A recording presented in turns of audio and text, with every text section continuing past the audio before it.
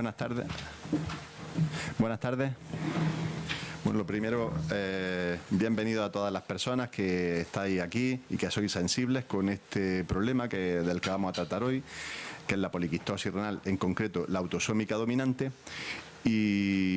Y bueno, pues esto tiene su antecedente. El año pasado ya se celebraron las primeras jornadas. Hubo numerosas personas que pudieron asistir y quizá no lo hicimos muy bien, ¿no? Porque no pudimos congregar a mucho público. Este año creo que estamos cosechando mejor éxito y quizá pues implicar a más personas en este problema. ¿Por qué implicar a más personas? Porque a veces uno tiene el concepto de que esto es un problema de los nefrólogos. Craso equívoco. O es un problema de los urólogos, tampoco. O de los médicos, tampoco es un problema de los médicos. Es un problema quizá de la sociedad. Es decir, en la medida en que hay un grupo de personas con una problemática que no tienen resuelta, pues quiere decir que estamos ante un problema social. Y por eso tenemos que sentarnos, pues todos los que estamos participando en atender o cuidar a estas personas y aportar pues aquellos granitos de arena que puedan conducir al mejor funcionamiento y al mejor tratamiento de las mismas. Como vosotros sabéis, la poliquistosis renal, la autosómica dominante, lo más relevante es la afectación renal, en el cual se van a producir una serie de quistes. No tenemos tratamiento actualmente para frenar el problema, pero también sabéis vosotros que no solamente hay una afectación renal, sino que también puede haber afectación hepática y del páncreas y de otros órganos que ya saldrán en el transcurso de la charla. Y claro, le tenía que dar la palabra al señor decano porque ayer cuando fui a buscarlo se mostró extremadamente sensible con lo que yo le podía suscitar y estuvimos hablando pues casi una hora en el cual pudimos poner de manifiesto pues muchas sensibilidades y entre ellas una página que parecía más un manuscrito, en la cual se le ponía de manifiesto, y vuelvo a decirlo, pues que tenemos un problema importante. Es decir, era un papel donde se podía ver cómo 35 personas de una familia estaban afectadas de este problema.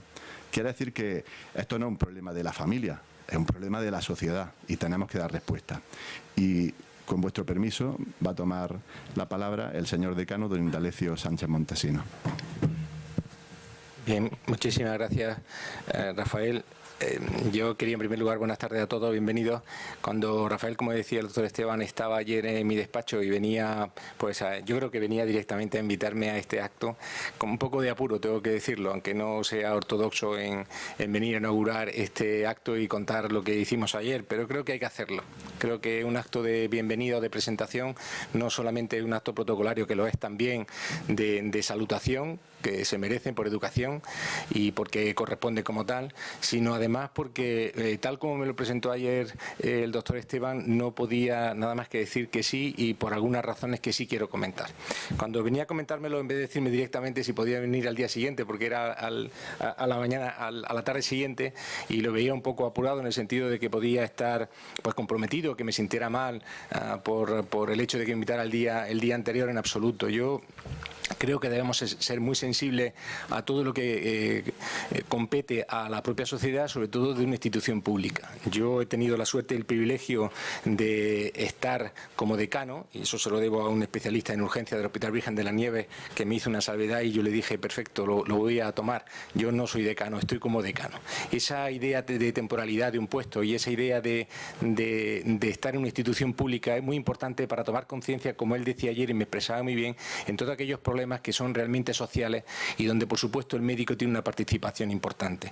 Y me explicaba algo interesantísimo. Para mí fue una hora que se me hizo cortísima, pero en la cual aprendí mucho. Y me gusta aprender siempre y aprender de los que realmente saben, y no solamente en conocimientos, que sí que me expresó y me dio prácticamente en poco tiempo una lección, no solamente de poliquistosis renal, como decía, y me expresó un mapa genético estupendo para ver cuáles eran los casos que yo incluso desconocía que podía haber esa frecuencia en la ciudad de Granada, sino con la ilusión que me lo explicó. Fue un entusiasmo el que me transmitió ayer, que yo, entre otras cosas, no solo no podía decir que no, sino que me siento, y quiero expresarlo aquí públicamente, me siento muy honrado de estar aquí en este acto inaugural como decano de la Facultad de Medicina. Pero luego además de esa ilusión, ese entusiasmo, esa preocupación como médico, es decir, vi realmente lo que es tener la vocación de médico. Y a mí eso me interesa muchísimo porque como decano de la facultad tengo que tratar de trasladárselo a los estudiantes. Y a veces con el paso del tiempo, pues uno va perdiendo esa fuerza que necesita para poder transmitir lo que realmente siente. Y se va renovando. Y desde luego ayer Rafael Esteban pues me dio otro impulso más que yo le agradezco muchísimo. Pero luego también un efecto de generosidad, porque cuando constantemente, lo tengo que decir aquí, constantemente cuando hablaba de todo lo que van consiguiendo, de toda la explicación que me dio, que fue realmente una clase casi de nefrología completa en todo lo que allí intervino, pues él siempre estaba en segundo plano, en tercer plano, en el último plano. O sea, ponía siempre delante al doctor Bravo. Siempre, se lo tengo que decir, porque era una cosa que decía continuamente. Y yo aquí simplemente lo que hago es tratar de seguir, pero hay una persona que es realmente la que... Y de nuevo aparecía el doctor Bravo, con lo cual me dio, y yo quería decir públicamente, porque me dio una lección realmente de generosidad, de lo que debe ser un médico en ese sentido de servicio, ¿no? Y se entiende como servicio. Por tanto, yo estoy aquí hoy, desde luego, como decano de la Facultad de Medicina, pero como un ser privilegiado que puede contar con personas, con amigos, con la amistad como la de Rafael Esteban. Y por supuesto que él me pidió que también comentara algo que me suscitó.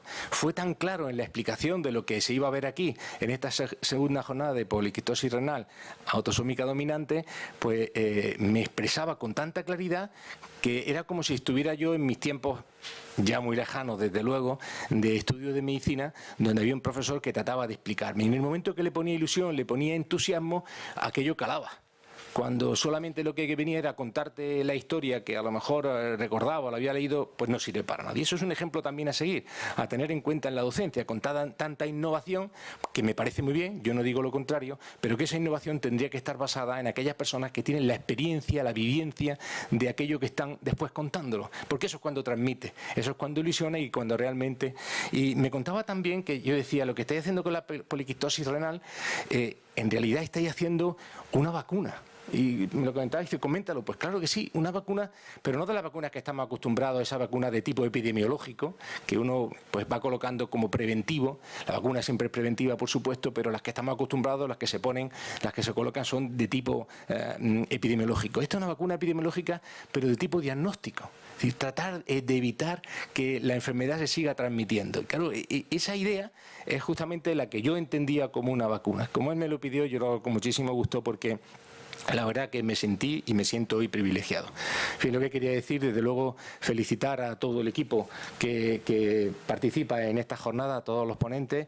Yo sí quería decir que me voy a quedar todo el tiempo que pueda, pero no lo consideren como una descortesía porque me tendré que marchar, tengo que estar en otra mesa redonda. Eso es lo que tiene el privilegio también de ser decano, para estar en otra mesa redonda que tengo que estar en la facultad, en la Escuela de Ingeniería de Telecomunicaciones, y por tanto, pues dentro de un poquito me tendré que marchar, pero me quedaré todo lo que pueda a compartir con ustedes el mismo entusiasmo que tiene el doctor Esteban, que estoy seguro que el resto del equipo, el resto del grupo de ponentes y de participantes en esta mesa así lo van a expresar.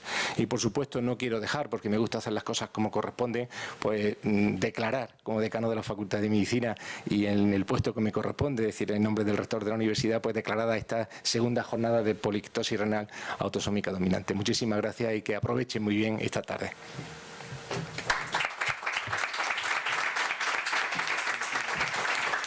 Muchas gracias, señor decano, por estas palabras tan amables, y ya procedemos y comenzamos con nuestra sesión.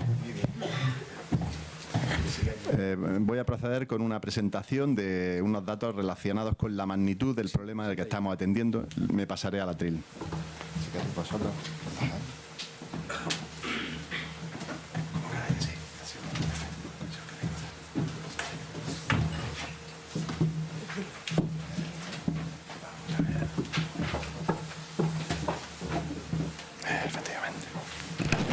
Bueno, el día de ayer se celebraron el Día Mundial del Riñón y, bueno, pues por extensión lo hacemos también hoy nuestro Día Mundial del Riñón.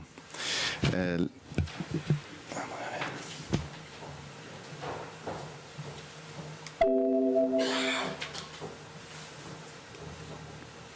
Correcto. esto? Bueno, pues de lo que voy a tratar de explicar algo muy importante antes de acometer cualquier problema, es saber cuál es la magnitud del problema que tenemos, de a qué nos estamos enfrentando. Y efectivamente, bueno, el tema está claro. ¿Por qué hablamos de la poliquistosis renal autosómica dominante? Pues porque es la enfermedad renal hereditaria que causa más enfermedad renal crónica y, por tanto, que causa más fallo renal. ¿Y cómo finalmente terminamos intentando resolver esta cuestión? Pues lo que tenemos principalmente es la diálisis, la hemodiálisis, la diálisis peritoneal, o bien, llegado el caso, el trasplante en sus diferentes modalidades, el trasplante de donante vivo, el trasplante de cadáver, el trasplante de asistolia. Este es un recorte que tomé de una reunión que se celebró el año pasado, precisamente coincidiendo con el Día Mundial del Riñón. Y efectivamente, pues ponen de manifiesto que hay que aunar fuerzas y desde la sociedad y las asociaciones hay que fortalecer esa potencia porque, bueno, estamos ante una enfermedad que no está en el capítulo de las enfermedades raras, pero todavía no está considerada ni tiene un plan de desarrollo como pudiera ser la diabetes o la hipertensión. Y esta es un resumen quiero poner un resumen de una reunión que se ha celebrado en fecha reciente. Son los expertos en poliquistosis renal que se han reunido en un comité que se llama el CADIGO, en definitiva, personas que lo que quieren es fortalecer o implementar cualquier tratamiento nuevo o actuación en este tipo de problemas. Y efectivamente lo único que ha habido es controversia, es decir, no han salido ni siquiera unas directrices. Y como veis, en la parte de abajo y subrayado, lo que han llegado a la conclusión es de que no tenemos ninguna guía clínica ni ninguna forma ya bien definida para actuar con este tipo de personas. Lo que sí, a una conclusión se han llegado bien, es que se gastan 2 billones de euros en atender la salud de esta población. Y también que en Europa hay algo más de 700.000 personas afectadas y en España cerca de 50.000. Y como sabéis, 1 de cada 10 personas con poliquistosis renal son los que conforman la población en tratamiento renal sustitutivo. Cuando manejamos datos de incidencia de esta enfermedad, pues siempre estamos hablando pues de datos verdaderamente pudieran ser incluso algo ficticios. Es decir, en casi todas si uno lee literatura al respecto de los últimos años de lo que hay publicado, pues estamos hablando de datos de incidencia que acontece esta enfermedad en 1 de cada 400 a 1.000 nacidos, pero verdaderamente no existe un registro oficial que nos sirva para tomar verdaderamente en serio si eso es cierto o no. Debe ser algo así. Lo que verdaderamente sabemos de la poliquistosis renal es sabemos las personas que están en la técnica en tratamiento renal sustitutivo, es decir, los que están en diálisis, los que están trasplantados y también aquellos que por desgracia ya fallecieron. Sabemos que 1 de cada 10 están en diálisis y que este asunto va creciendo. Y que además, como han dicho los expertos de las CADIGO, genera un alto coste no solamente económico, sino un coste social y familiar. Esta es una diapositiva del año 2008 en la que el profesor Ronco ponía de manifiesto precisamente esta enfermedad, la poliquistosis renal autosómica dominante, como un ejemplo, la tipo 4. Entonces, bueno, pues tenemos una enfermedad que en los estadios iniciales, como puede ser el estadio 1, 2, incluso el 3 inicial, pues no genera ningún problema. Después, sin embargo, conforme va progresando, pues nos vamos a encontrar con todas las complicaciones que se pueden ir desarrollando, es decir, patología cardiovascular, patología ósea, etcétera. ¿Y qué dice nuestra Organización Nacional de Trasplantes? Pues la Organización Nacional nos dice, este es el informe del 2012, pues que tenemos una incidencia de personas en la técnica, es decir, en diálisis o en trasplante, con diagnóstico de poliquistosis renal autosómica dominante en torno al 6,9%. Eso pudiera parecer poco. Estos son datos de nuestro registro de la Coordinación Autonómica de Trasplantes. En el año 2012 estamos hablando que hay en técnica, es decir, en tratamiento renal sustitutivo, 8.900 personas en el año 2012 con una en torno a 1.000 personas por millón de población. Luego, y la impresión es que este dato sigue increciendo. Esto es una expresión de lo mismo, es decir, que tenemos una enfermedad, la enfermedad renal crónica es una enfermedad importante que genera que genera bastantes problemas y que condiciona más personas en técnica, en tratamiento renal sustitutivo.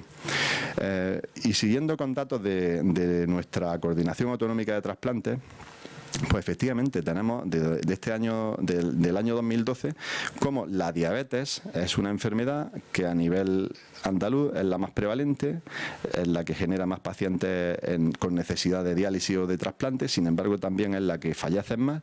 Y fijaros en los datos de la poliquistosis renal, datos 2012, tenemos personas o bien trasplantadas o en diálisis 872. Aquí tenemos está la quinta en el ranking de las causas de enfermedad renal crónica. Sin embargo, bueno, estos son datos 2010. 64 personas comenzaron tratamiento renal sustitutivo en Andalucía por poliquistosis renal.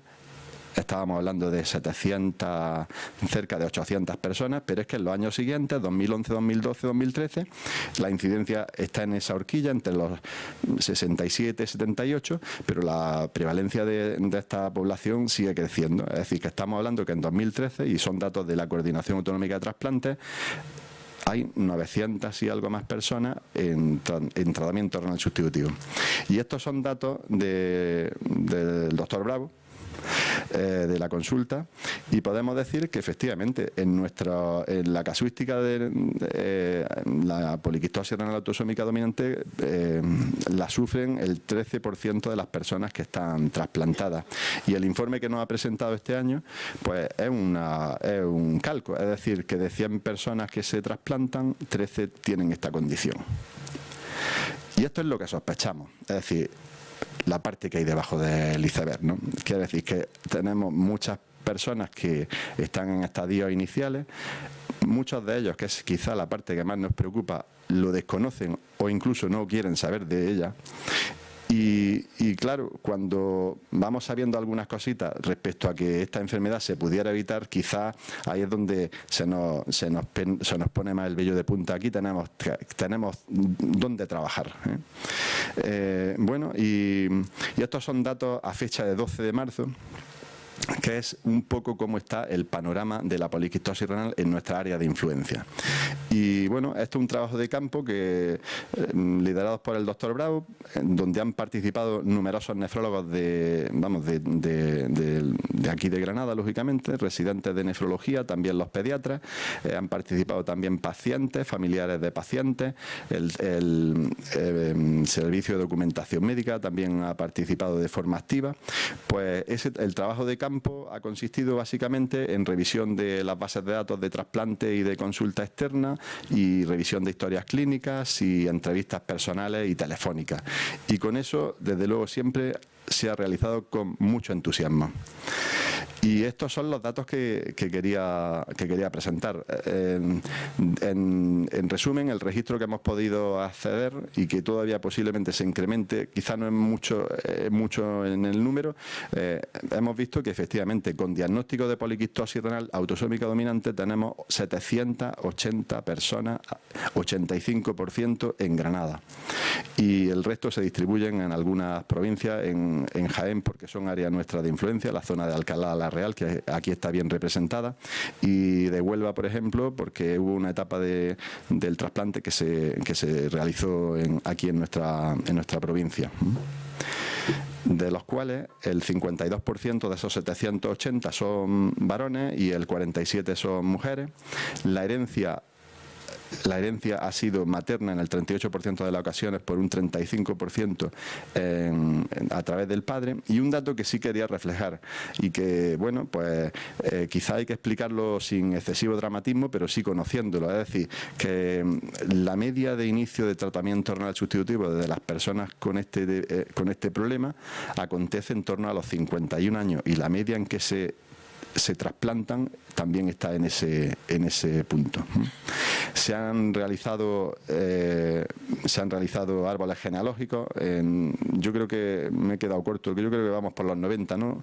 O por ahí. Quizás ese dato me ha fallado a la baja, pero puede haber 90 dinastías estudiadas, es decir, 90 familias en las cuales conocemos más o menos dónde estaba el primero que comenzó en esa estirpe. Y bueno, esta es la situación a día de hoy de cómo nos encontramos. Quiere decir que el 31% de estos 780 ya fueron éxitos. En consulta externa se revisa un 33%, que representan 217 personas. Trasplantados hay un 20%, que son 141. En situación que aún no está identificada, pero seguimos indagando, hay 93. Quizás son los más representativos. Y después está el panorama de por dónde se distribuyen en la provincia de Granada. Es decir, se ha podido elaborar un mapa de cómo se distribuye la poliquistosis renal en la provincia, donde la zona de la Vega de Granada hay 28 dinastías, 5 de ellas en Maracena, en Loja también se han detectado 8, 4 en Íllora y en la costa tropical 9 de ellas. Y algo así sería el mapa. Jaén también está representada con un 8,5% en la zona de la Sierra del Sur. Y claro, en este punto la pregunta es ¿dónde podemos actuar, ¿no? Quizá donde actualmente se puede actuar más es en informar. De las entrevistas que se han realizado, pues hemos detectado que efectivamente, aunque estamos en el siglo XXI, los iPads y los móviles son de ultra tecnología, pero hoy día quizá el boca a boca no funciona apenas y sobre todo directamente con los pacientes. Quizá tenemos que coger un poquito de tierra y hablar un poquito más cara a cara y quizá, bueno, pues mirarnos a los ojos y explicar las cosas algo mejor, ¿no? Quizá la información es muy densa, tenemos mucha información fluyendo por los canales habituales, pero bueno, lo que nos ha puesto este asunto de manifiesto es que no ha funcionado. Quizá lo que teníamos que haber hecho hace 20 años o hace 15 años o hace 10 años lo podríamos haber hecho. Pero bueno, quizás no hay que tomarlo como una pena o una tristeza. Es decir, que tenemos en este punto oportunidad de verdaderamente mejorarlo y optimizarlo. Y bueno, estos datos que os pongo a continuación son los que de alguna forma a los responsables políticos les interesan. Es decir, una vez, vale, usted me ha presentado la magnitud, pero ¿cuánto problema verdaderamente tenemos, ¿no? Porque si hay que actuar en alguna población, quizás va a ser en aquella población que está en edad reproductiva, ¿correcto? Entonces, pues de esos 780 pacientes hemos identificado, si consideramos que las mujeres de edad reproductiva hablamos entre 16 y 50 años y los hombres entre 16 y 65, que todo es matizable, pues estamos hablando que, bueno, en consulta hay unas 56 mujeres, en 71 en consulta externa también, y trasplantados hay varones 42, ¿no? Es decir, que quizás la población en la que tendríamos que estar incidiendo de forma activa en información y en adopción de medidas de paternidad responsable puede ser en una horquilla entre 130 y 160 personas. Con esto, posiblemente provocaríamos en un no sé cuánto tiempo, no sé cuántos años, una inflexión en la tendencia que tenemos actualmente respecto a personas que inician tratamiento renal sustitutivo. Y quizá por la prevalencia esa de la que estábamos apuntando, que iba hacia arriba, con una incidencia más o menos estable, pero también quizá comience a descender. ¿Esto es un sueño? ¿Es ciencia ficción? ¿O es algo posible? Lo cierto es que ya ha nacido un niño de una madre con poliquistosis renal y la verdad es que eso alienta bastante. Y esto es lo que yo quería contar. Gracias.